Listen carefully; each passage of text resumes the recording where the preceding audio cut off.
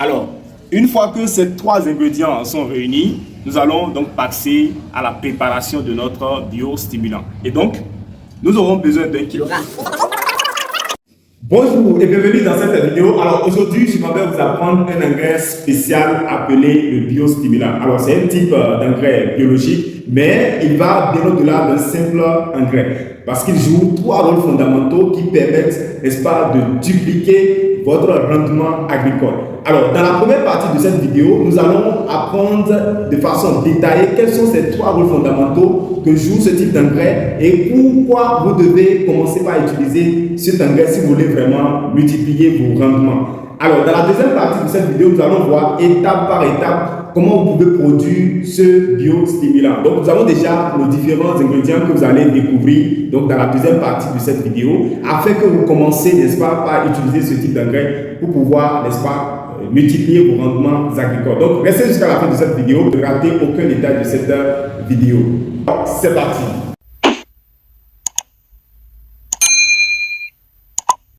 Bienvenue sur cette vidéo. Si c'est la première fois que vous venez de me découvrir, je suis Bukala Bokari. Ici, sur cette chaîne, nous parlons exclusivement de l'environnement et du business parce que nous pensons que c'est grâce à ça que nous pouvons apporter notre touche au développement de l'Afrique. Alors, nous parlons exclusivement de la valorisation des déchets, comment produire de l'engrais biologique avec, n'est-ce pas, des ingrédients disponibles sur place au niveau de notre environnement, comment valoriser les déchets végétaux en charbon écologique, comment faire du biogaz, mais également comment produire des pavés écologiques à partir des déchets plastiques. Alors, si cette thématique vous parle, je vous invite à vous abonner à notre chaîne, et voilà, liker cette vidéo et pourquoi pas la partager. Alors, sans plus tarder, tel que nous le disions, nous allons voir déjà la première partie de cette vidéo, telle que nous l'avions dit dans l'introduction. Nous allons voir quels sont les trois rôles fondamentaux que joue, n'est-ce pas, un biostimulant. Alors, ce que vous devez comprendre, lorsqu'on parle d'un biostimulant, c'est aussi un engrais biologique comme tout autre engrais biologique. Mais sa spécialité, c'est qu'il va bien au-delà d'un simple engrais biologique. Alors, nous allons voir les trois rôles principaux, n'est-ce pas, d'un biostimulant. Alors, le premier rôle, c'est que le biostimulant vous permet d'avoir une meilleure assimilation des éléments nutritifs. Donc, une meilleure assimilation des éléments nutritifs. Ce que vous devez comprendre, lorsque vous prenez la terre, lorsque vous faites votre champ, il faut retenir que de façon naturelle, il y a des micro-organismes qui sont utiles pour votre plante. Mais ces micro-organismes ne se présentent parfois de façon sous forme non assimilable. Je prends l'exemple de la terre. C'est comme si vous avez du riz. Vous avez du riz cru, vous avez un sac de riz dans la chambre. Alors, si ce riz n'est pas préparé, vous ne pouvez pas vraiment le manger. C'est vrai que vous avez la nourriture, mais lorsque ce n'est pas préparé, vous ne pouvez pas, n'est-ce pas, ça ne peut pas vous servir. Donc, c'est exactement ça avec voilà, la culture agricole. Donc, vous avez par exemple des plantes, lorsque vous finissez la semence, les plantes évoluent, mais il y a des micro-organismes qui sont très utiles pour votre culture, mais qui se présentent sous forme non assimilable. Donc, qu'est-ce que le biostimulant vient faire ici? Le biostimulant permet, n'est-ce pas, de rendre assimilables ces micro-organismes. Donc, ça veut dire quoi? C'est comme si le biostimulant vient, n'est-ce pas, préparer la nourriture dont votre culture a besoin pour pouvoir se développer. Et donc, c'est le premier rôle que vient jouer, n'est-ce pas, le biostimulant. Et ces micro-organismes sont, entre autres, vous voyez, lorsque nous prenons la solubilitrice, n'est-ce pas? Donc les bactéries solubilitrices, bien évidemment, du phosphore. Donc ça fait partie des micro-organismes qui se présentent sous forme non assimilable. Lorsque vous prenez également les bactéries fixatrices d'azote, donc les bactéries fixatrices d'azote se présentent également sous forme non assimilable. Donc lorsque vous utilisez le biostimulant, ça vous permet de rendre assimilables ces bactéries-là qui sont très utiles pour le développement et la croissance de vos plantes. Alors, il y a également le fait que ces micro-organismes qui sont utiles pour votre culture sont parfois éloignés des racines de la plante. Donc, le biostimulant, lorsque vous utilisez le biostimulant, ça permet, n'est-ce pas, d'attirer ces bactéries-là au niveau des racines de la plante. Donc, c'est sous forme, disons, pour caricaturer, comme du l'aimant. Donc, comme du l'aimant qui attire, n'est-ce pas, voilà, ce qui est, ce qui va avec lui. Donc, c'est exactement le rôle que joue le biostimulant. Ça permet d'attirer les éléments essentiels dont la plante a besoin vers ses racines. Donc, vous comprenez cela. Donc, la première, ou du moins le premier rôle, ça permet une meilleure assimilation des éléments nutritifs. Alors, le deuxième rôle fondamental que joue un biostimulant, ça vous permet d'avoir une structuration des sols propices aux cultures. Cela vous dit quoi? Lorsque vous utilisez un biostimulant, ça permet, n'est-ce pas, de structurer le sol. Et cette structuration vous permet d'éviter ce qu'on appelle l'érosion.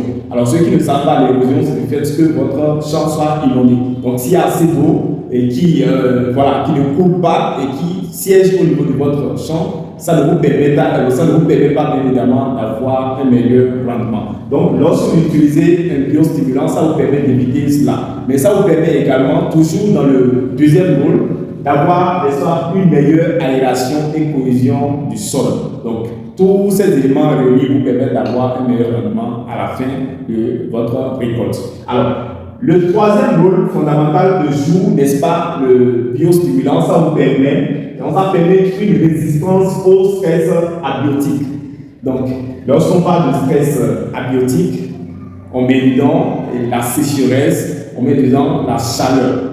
Vous comprenez cela. Donc, lorsque vous utilisez un biostimulant, ça permet d'agir de manière positive sur l'état nutritionnel, la croissance et l'environnement de la plante. Donc, ce qui permet à la plante de résister aux divers stress abiotiques tels que la sécheresse, la chaleur, mais également le piétinement. Donc, lorsque vous utilisez un biostimulant, ça vous permet bien évidemment de jouer sur trois rôles. Alors, pour résumer rapidement cette première partie, et pour mieux comprendre l'importance de biostimulant, nous avons dit le premier rôle fondamental, ça vous permet, n'est-ce pas, d'avoir une meilleure assimilation des éléments nutritifs du sol. Et nous avons donné l'exemple. C'est comme si vous avez du riz, par exemple, dans la chambre, et donc, vous avez bien évidemment de la nourriture, mais si ce n'est pas préparé, vous ne pouvez pas, n'est-ce pas, manger. Donc, également au niveau des plantes, c'est comme ça. Donc, le sol, de façon naturelle, leur offre certains éléments dont ils ont besoin pour leur croissance, mais qui se présentent parfois sous forme non assimilable. Donc, lorsque vous utilisez un biostimulant, ça permet d'assimiler. En quelque sorte, ça permet de préparer, n'est-ce pas, ces éléments-là qui sont prêts à être consommés par votre plante pour son développement. Et nous avons cité quelques éléments comme les batteries solidarisatrices, bien évidemment, du phosphore, et également les batteries fixatrices d'azote.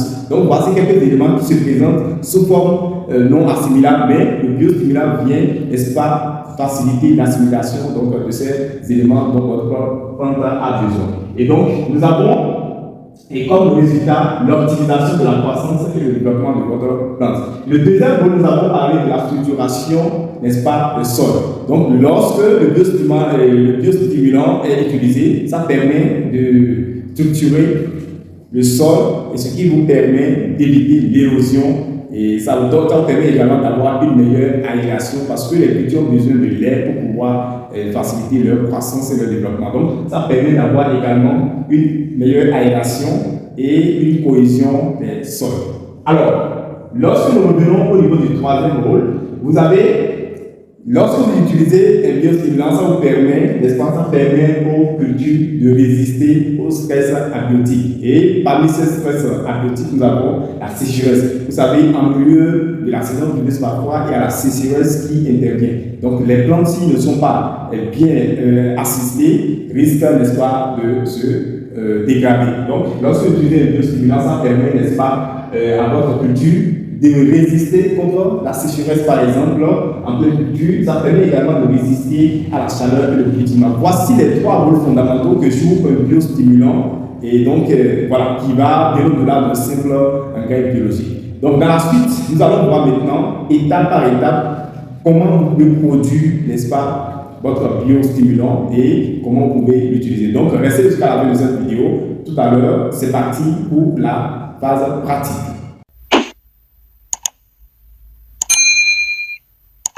Alors, tel que nous le disons, donc c'est la deuxième partie de cette vidéo. Nous allons voir concrètement comment vous pouvez produire le biostimulant.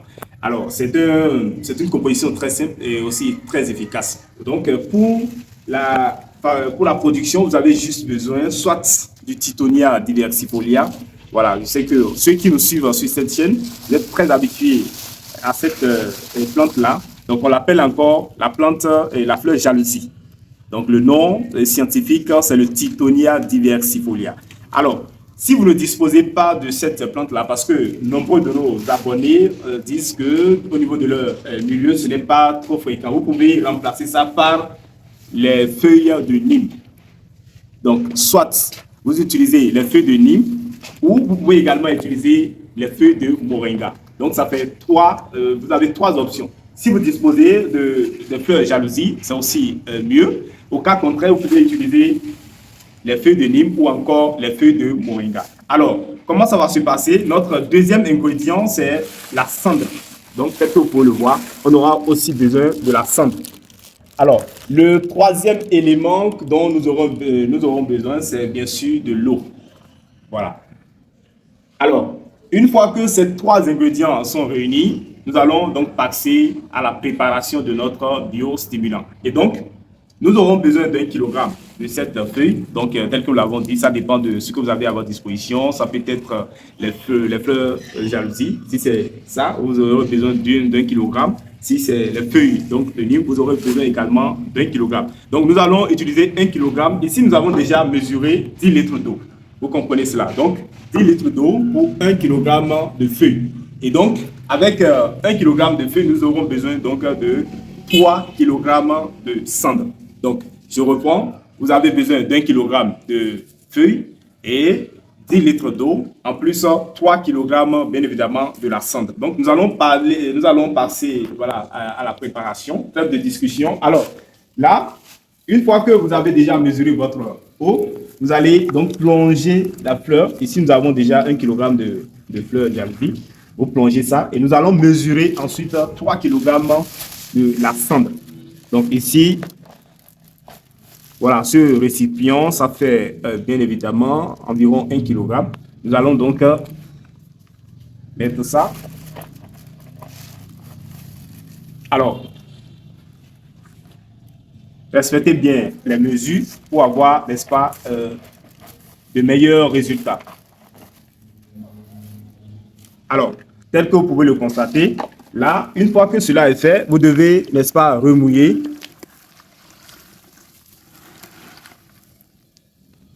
Vous pouvez remuer, voilà. Alors, une fois que c'est fait, voilà, dès que vous pouvez approcher un peu la caméra. Donc, vous voyez comment la solution se présente. Alors, qu'est-ce que nous allons faire? L'étape suivante, c'est de fermer à l'aide ça peut être un sachet, ou voilà, que ce soit pas un sachet plastique, ça peut être un sac, en tout cas un élément perméable qui va permettre à l'oxygène de pénétrer. Alors, pour le cas d'espèce, nous allons utiliser ce sac-là. Et qu'est-ce que vous allez faire? Vous allez juste protéger ça.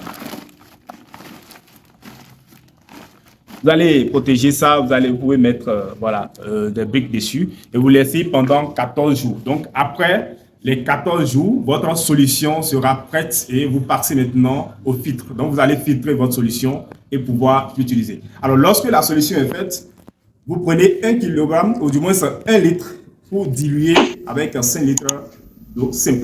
Donc, afin de traiter au niveau de votre champ et obtenir de meilleurs résultats.